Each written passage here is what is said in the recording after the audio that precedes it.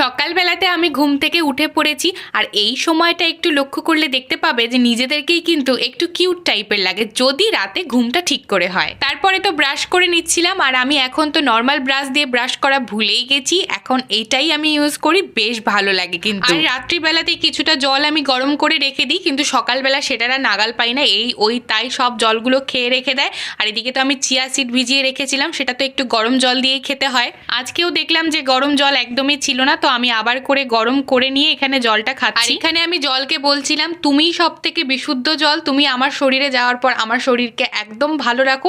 এটাকে আসলে অ্যাফার্মেশন দেওয়া বলে। এটা নিয়ে যদি ডিটেলস জানতে চাও তাহলে আমাকে কমেন্ট করো। এটা ওজন কমাতেও কিন্তু ভীষণ সাহায্য করে। দুদিন পরেই প্রাইমারির পরীক্ষা, তাই আমি প্রণাম করে এই বইটাকে ঠিক 1 বছর পরে আবার খুলেছি পড়বো জন্য। জানি না কতক্ষণ আমি পড়তে পারবো। আর আমি আশা করব আমার মতো অসভ্য স্টুডেন্ট কারোর বাড়িতে যাতে না থাকে। পরীক্ষার 2 দিন আগে যার বইয়ের কথা মনে